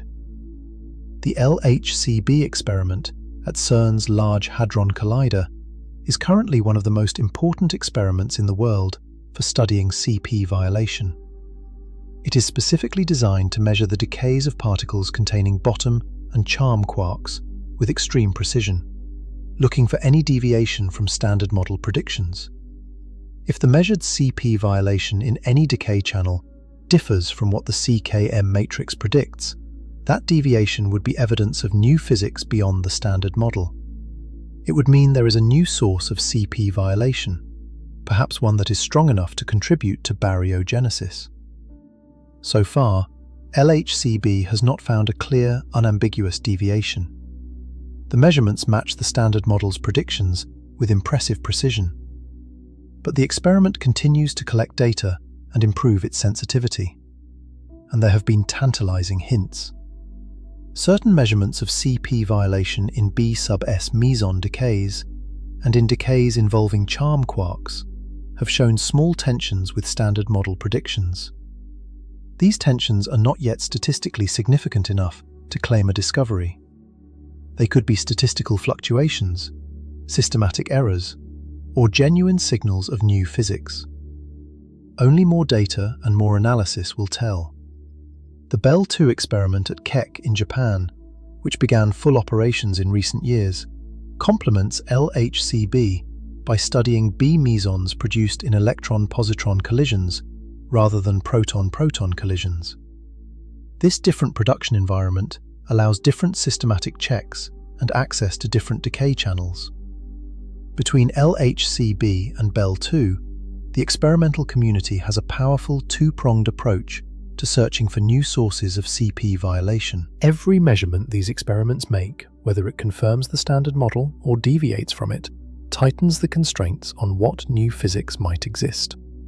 A confirmation tells us that whatever new source of CP violation exists, it must be hidden in channels we have not yet studied or at energy scales we have not yet reached. A deviation tells us something new is there and gives us clues about what it might be. The precision of these experiments is extraordinary by any standard. They measure decay rates and asymmetries at the level of fractions of a percent. They track the paths of billions of particles, reconstructing their origins and momenta with micrometer-level accuracy. They employ sophisticated statistical techniques to extract tiny signals from enormous backgrounds. And all of this work, all of this effort involving thousands of physicists, engineers, and technicians across multiple continents is ultimately directed at answering one question. Is there more CP violation in nature than the standard model predicts? Because if there is, it might be the clue that finally explains why matter survived. The standard model stands as one of the greatest accomplishments of the human mind. It unifies 3 of the 4 fundamental forces of nature. It describes every particle interaction we have ever observed in a laboratory with stunning quantitative precision. It predicted phenomena years or decades before experiments confirmed them. And it is insufficient. It cannot explain the most fundamental fact about the material world, that it exists. This is not a criticism of the standard model. It is a statement about the depth of the problem. The matter-antimatter asymmetry is not a failure of bad physics. It is a signpost pointing toward physics we have not yet found. Somewhere beyond the standard model, there is a mechanism that generates the baryon asymmetry. Somewhere in the laws of nature, written in equations we have not yet derived, there is a process that tips the balance in favor of matter by exactly the right amount. And finding that mechanism is one of the most important quests in all of science. What we know is this: the answer requires new physics. It requires either a new source of CP violation stronger than the CKM phase, or a new mechanism for baryon number violation that does not conserve B-L, or a new source of departure from equilibrium more violent than the standard model's smooth electroweak crossover, or some combination of all 3. The Sakharov conditions must be satisfied, but they must be satisfied by something beyond the standard model. The equations that explain why you exist have not yet been written. So where do we go from here? The standard model has failed to explain the matter-antimatter asymmetry. Its CP violation is too weak. Its baryon number violation is too constrained. Its electroweak phase transition is too smooth. Every ingredient it offers falls short by orders of magnitude. The universe is made of matter, and the standard model cannot adequately explain why. That much is established beyond reasonable doubt. But physicists have not given up. Far from it. This is one of the most actively pursued problems in all of fundamental physics, precisely because the stakes are so enormous. We are not searching for a minor correction to an existing theory. We are searching for the reason the material universe exists.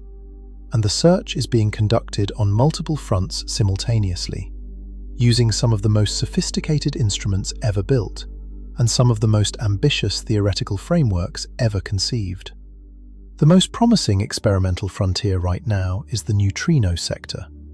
Neutrinos are the ghost particles of the standard model. They have no electric charge.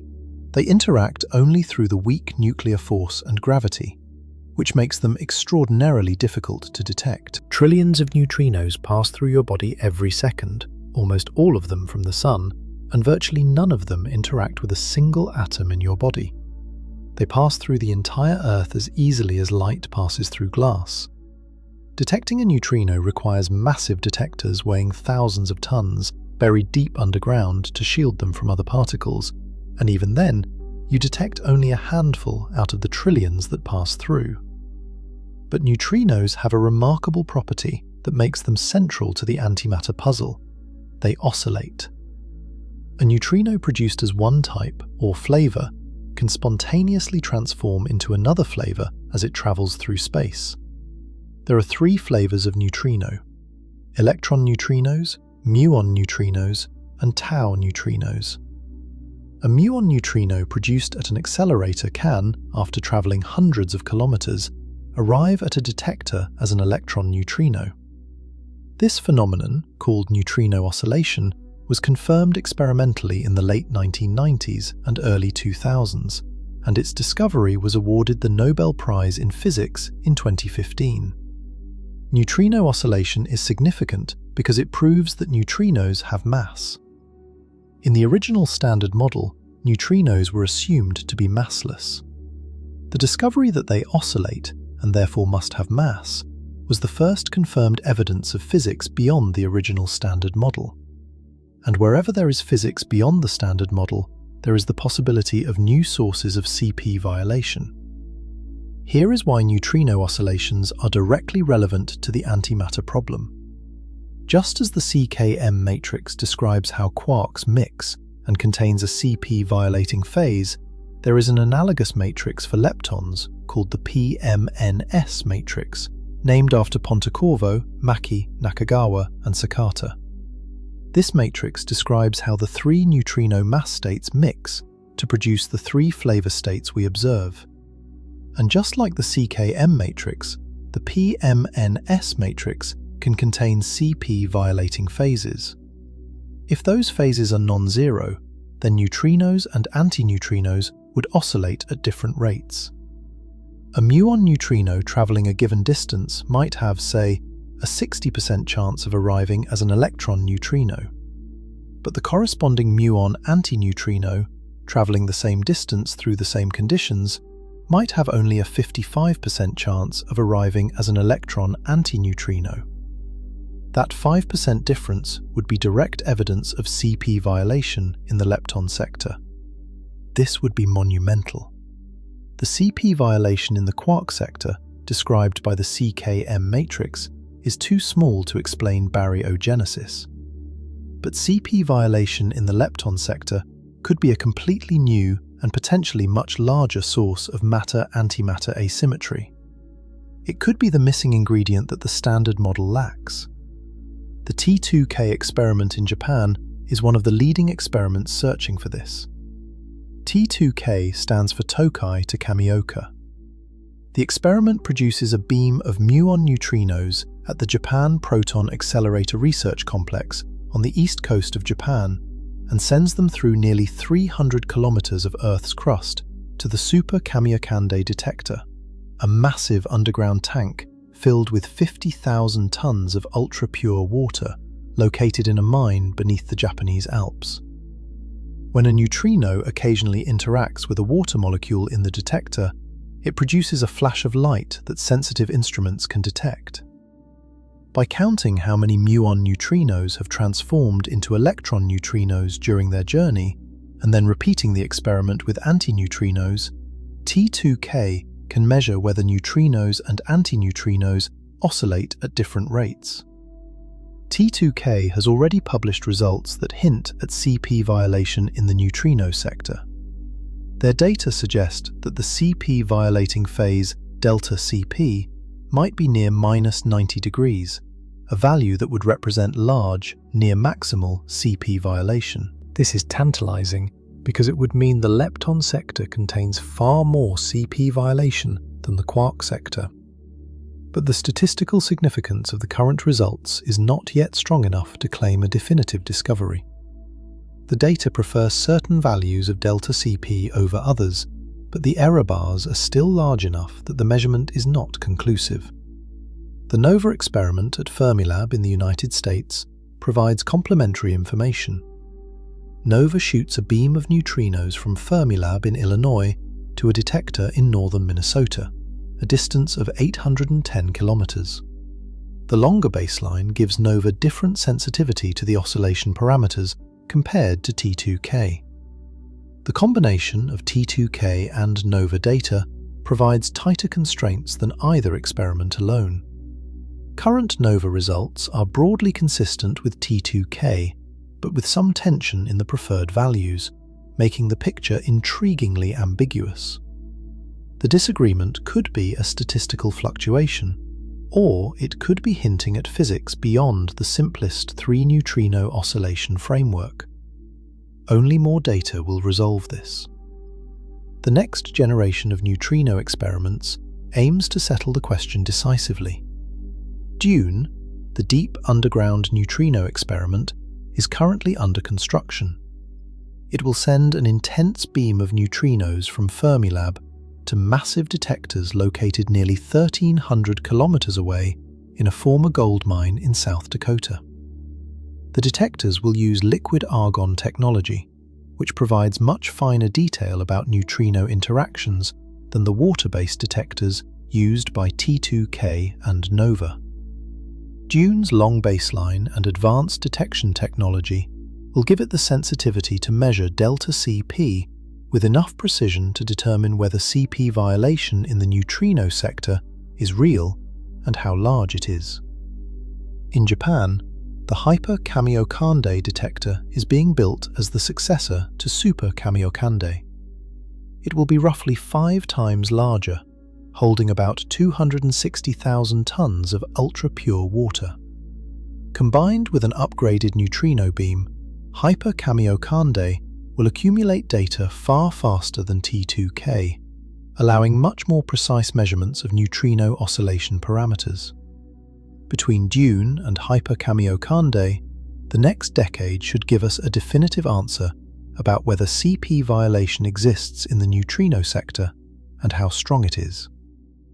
But measuring Cp violation in neutrino oscillations, as important as that is only half the story. The theoretical framework that connects leptonic Cp violation to the cosmological matter-antimatter asymmetry is called leptogenesis, and it is one of the most compelling ideas in modern theoretical physics. Leptogenesis, proposed in its modern form by Masataka Fukugita and Tsutomu Yanagida in 1986, works like this. Suppose there exist very heavy neutrinos, far heavier than the ones we observe, with masses perhaps 1 trillion times larger than the light neutrinos we detect in our experiments. These heavy neutrinos would have existed in the extreme conditions of the very early universe, shortly after the Big Bang, when temperatures were high enough to produce them. As the universe cooled, these heavy neutrinos would have decayed, and if Cp violation existed in the interactions of these heavy neutrinos, their decays would have produced slightly more leptons than antileptons, creating a net lepton asymmetry. This is where Sphaleron processes become crucial. Remember, sphalerons conserve B-L, but can convert between baryons and leptons.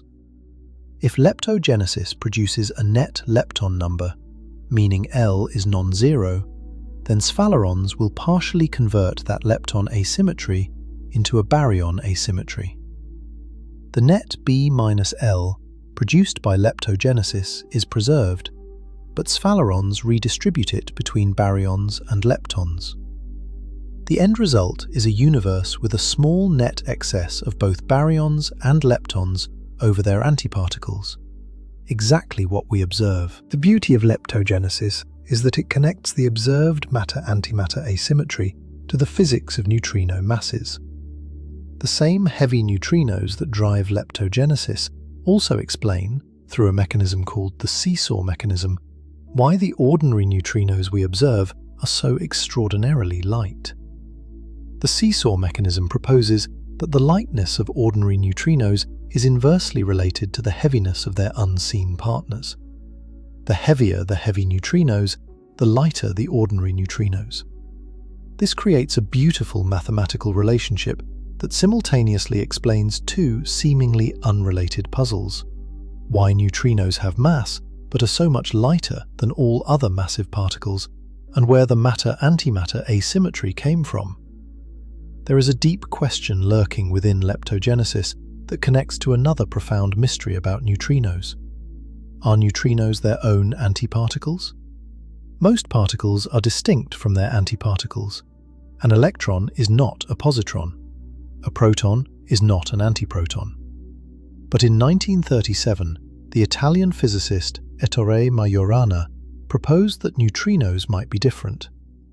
Because neutrinos carry no electric charge, there is no obvious property that distinguishes a neutrino from an antineutrino apart from a quantum number called lepton number. If lepton number is not a perfectly conserved quantity, then neutrinos and antineutrinos might actually be the same particle. A neutrino would be its own antiparticle. These are called Majorana neutrinos, as opposed to Dirac neutrinos, which are distinct from their antiparticles. If neutrinos are Majorana particles, their very existence violates lepton number conservation, and lepton number violation is an essential ingredient for leptogenesis. The seesaw mechanism naturally produces Majorana neutrinos, and the same heavy Majorana neutrinos whose decays generate the lepton asymmetry are the seesaw partners of the light neutrinos we observe. There is a way to test whether neutrinos are Majorana particles. It is called neutrinoless double beta decay.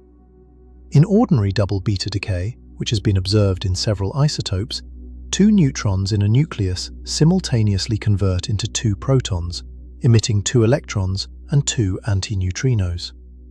This is a standard model process. It conserves lepton number because the two antineutrinos carry away 2 units of lepton number to balance the 2 electrons. But if neutrinos are Majorana particles, a rarer version of this process can occur when no neutrinos are emitted at all. The 2 antineutrinos that would normally escape are instead absorbed internally, because a Majorana antineutrino is the same as a Majorana neutrino, and the process produces only 2 electrons and nothing else. This violates lepton number by 2 units. Detecting neutrinoless double beta decay would be a discovery of historic significance. It would prove that neutrinos are Majorana particles. It would demonstrate that lepton number is not conserved, and it would provide strong circumstantial evidence for the seesaw mechanism and leptogenesis.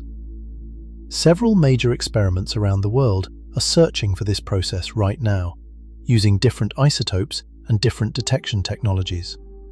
The searches are extraordinarily sensitive, looking for an incredibly rare nuclear decay with a half-life potentially trillions of times longer than the age of the universe. So far, neutrinoless double beta decay has not been observed, but the experimental sensitivity is improving steadily, and the next generation of experiments will probe significantly deeper into the parameter space where it might be hiding. While neutrino experiments explore the lepton sector, precision antimatter experiments at CERN are attacking the problem from a completely different angle. Rather than looking for new sources of CP violation, these experiments are testing the fundamental symmetry between matter and antimatter with extraordinary precision.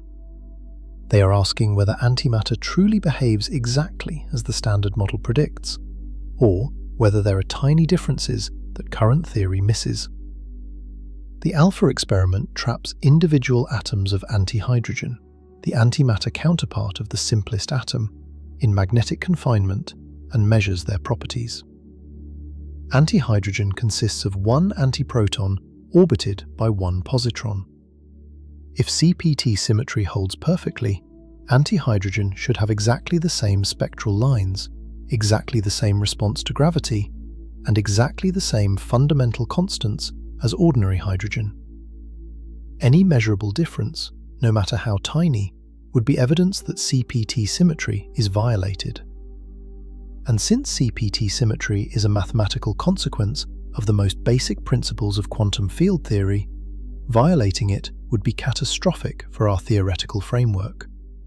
It would force us to abandon or radically modify assumptions that have been foundations of physics for decades. Alpha has measured the 1s to 2s electronic transition in antihydrogen, which is the most precisely measured transition in ordinary hydrogen, and found agreement with hydrogen to a few parts per trillion. This is remarkable precision.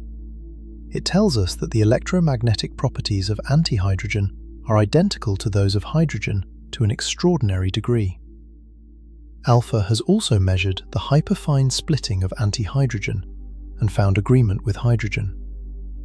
In 2023, the Alpha experiment achieved another milestone. It measured the gravitational behavior of antihydrogen directly for the first time, confirming that antimatter falls downward under Earth's gravity just as ordinary matter does. This was widely expected, since virtually all theoretical frameworks predict that antimatter should respond to gravity in the same way as matter. But it had never been measured directly before, and physics is an empirical science. Assumptions must be tested, no matter how confident we are in them. The measurement confirmed that antimatter is attracted gravitationally to Earth, ruling out the exotic possibility of gravitational repulsion between matter and antimatter. The base experiment at CERN takes a different approach. It measures the magnetic moment and charge-to-mass ratio of the antiproton with extraordinary precision, comparing these values directly to those of the proton. The current measurements agree to better than 1 part per billion. This is among the most precise comparisons between any particle and its antiparticle ever performed. Every improvement in precision tightens the constraints on possible CPT violation and on any new physics that might distinguish matter from antimatter. Other antimatter experiments at CERN, including AEGIS and G-bar, are pursuing independent measurements of antimatter gravity and other fundamental properties. Together, these experiments form a comprehensive program to test whether antimatter truly obeys the same laws as matter to the fullest extent that technology allows. So far, every test confirms perfect symmetry. Antimatter behaves exactly as the standard model predicts. This is simultaneously a triumph for the theory and a deepening of the mystery. Because every confirmation of symmetry makes it harder to explain why one survived and the other did not. Beyond leptogenesis, there are other theoretical frameworks attempting to explain the matter-antimatter asymmetry. Electroweak baryogenesis, which we explored earlier, can work if you extend the standard model to make the electroweak phase transition first order. This typically requires new scalar particles beyond the Higgs boson. Models with 2 Higgs doublets, or models with additional scalar fields coupled to the Higgs, can produce a strongly first-order electroweak phase transition.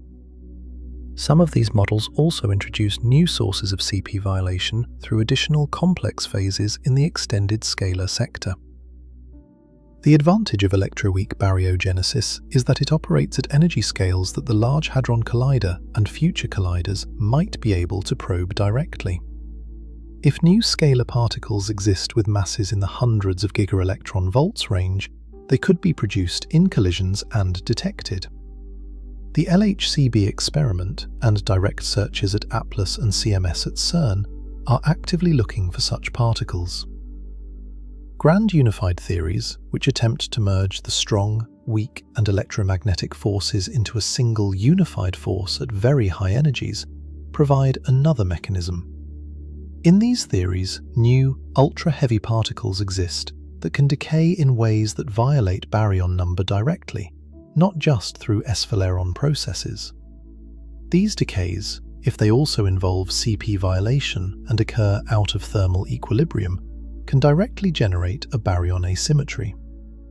This was actually the first baryogenesis mechanism proposed by Yoshimura in 1978, shortly after the development of grand unified theories. The challenge is that the energy scales involved are extraordinarily high, around 10 to the 15 gigaelectron volts, far beyond anything current or foreseeable accelerators can reach. Testing grand unified theory baryogenesis directly through particle collisions is essentially impossible with any technology we can imagine. But indirect tests exist. Many grand unified theories predict that the proton itself is unstable, that it decays with an incredibly long half-life. Experiments like Super Kamiokande have been searching for proton decay for decades. So far, no decay has been observed, which rules out the simplest grand unified theories. But more complex versions survive, and the search continues. There are also more exotic proposals. Afflectine baryogenesis uses scalar fields carrying baryon number that develop large values during inflation and whose subsequent evolution produces a baryon asymmetry. Gravitational baryogenesis proposes that the expansion of the universe itself, through its interaction with quantum fields, can generate a small baryon asymmetry without requiring any new particle physics. Some models invoke dark matter as a participant in baryogenesis, proposing that the processes generating the baryon asymmetry also generated the dark matter abundance, explaining why the energy density of ordinary matter and dark matter are within a factor of 5 of each other, a coincidence that might not be a coincidence at all. Each of these proposals satisfies the Sakharov conditions in different ways. Each makes different predictions about what experiments should observe, and each remains unconfirmed. The true mechanism of baryogenesis might be one of these, or it might be something entirely different that nobody has thought of yet. The universe is under no obligation to make its deepest secrets easy to uncover. What we can say with confidence is this: the search is not hopeless. It is being conducted with powerful tools and clear theoretical frameworks. The next generation of neutrino experiments will measure delta Cp and tell us whether the lepton sector contains large Cp violation. Neutrinoless double beta decay experiments will tell us whether neutrinos are Majorana particles and whether lepton number is conserved. Precision antimatter measurements at CERN will continue tightening the constraints on CPT violation. Collider experiments will search for new particles that could modify the electroweak phase transition or introduce new CP-violating interactions. Cosmological observations will refine our measurements of the baryon-to-photon ratio and the properties of the cosmic microwave background, providing ever more precise targets that any successful theory must hit. The convergence of all these experimental efforts means we are entering a period where real progress is possible. The question of why matter survived is not just a philosophical puzzle debated in seminar rooms. It is an empirical question being attacked with cutting-edge instruments across the globe. The answer might come from a neutrino detector buried deep underground. It might come from a single atom of antihydrogen trapped in a magnetic bottle. It might come from an unexpected signal at a particle collider. Or it might come from a theoretical insight that rearranges the pieces in a way nobody anticipated. But let's step back from the technical details for a moment and think about what this all means. Because the antimatter problem is not an obscure corner of physics. It sits at the absolute center of the discipline. It is a question about why physical reality is the way it is. Every atom in your body was forged in the heart of a star that lived and died billions of years ago. But those atoms, the carbon in your cells, the oxygen in your blood, the calcium in your bones, every one of them exists only because of a process that produced roughly 1 extra matter particle for every billion matter-antimatter pairs in the first seconds after the Big Bang. If that surplus had been 0, if the symmetry between matter and antimatter had been perfect, those stars would never have formed.